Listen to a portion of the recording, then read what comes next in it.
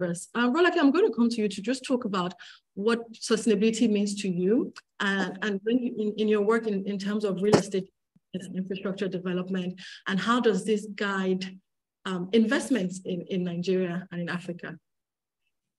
Thank you very much, Dr. Ajun, and great to be here to be speaking as well to Mr. Digbo Adebo. Good to meet you all. Thank you for the invite. Yeah, so, well, maybe I'll start a bit with what we do at Mixta. So Mixta Africa has been around for many years. Most of you would know us as ARM Properties before we morphed into a Pan-African infrastructure developer. And we always say to describe Mixta purely as a real estate company is to do the company a disservice. We're in the business of building sustainable infrastructure. And I think maybe I'll start with my own definition of sustainability, and one that is quite well known around the world is how we can be productive today and create sustainable, create sustainable livelihoods without jeopardizing the future economic security of future generations. And I think that encapsulates it. But when we look at real estate, which is our core business, and we have asset classes across hospitality, across residential and commercial real estate, it's really several-fold. Mr. Adebo already talked about sustainability and design, so I'm not going to harp on too much about that. But I have actually an energy sector background, so it's quite a nice combination to now be working in real estate because buildings are one of the biggest net consumers of electricity worldwide. And of course, he alluded to manufacturing and other industries that contribute to carbon emissions. But beyond that, we need to look at sustainability more broadly from a human development perspective. One of the key hallmarks of sustainability in the real estate business is really around the viability of your projects and whether they can stand the test of time, not just in terms of the physical structure, but in terms of the market aspect. So I actually think affordability and the consumer side is a big part of sustainability. So let me try and paint a picture for you.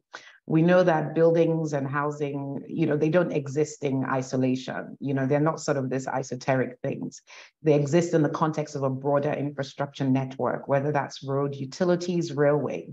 So the affordability part is, can I sustainably own a home or own an asset, a physical asset, in such a way that the cost of living in it and sustaining it, whether in terms of payment for my utilities, for my drainage or environmental sanitation services, are not so prohibitive that it prevents me from affording this home in a particular space.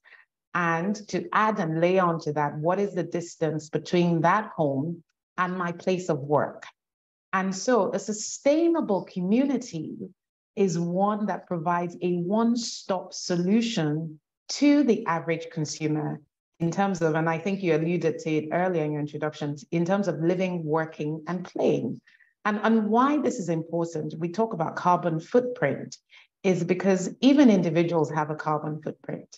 So the closer the proximity of where I live, work, and play, the closer the proximity of all those activities, the lower my carbon footprint.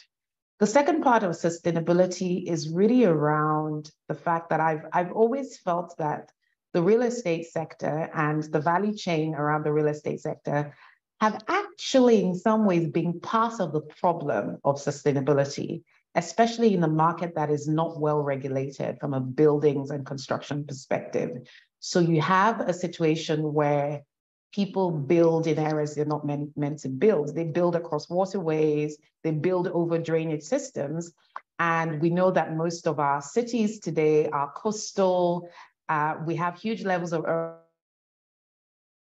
able to build in a sustainable way. So I think we also, as an industry, have to be part of the solution because we've caused part of the problem. Not all of us, obviously, but the ones that have flouted regulations. So I think sustainability is also about just the integration of the broader infrastructure network, urban design. And of course, we can then start to drill more deeply into other aspects of the ESG spectrum, building sustainable business models and looking at the specifics around, is it the cooling, the heating, the electricity, the waste management, the ratio of built environment to the green environment, and all these other things. So, there's so much to talk about around sustainability, but those would be my initial submissions. Thank you.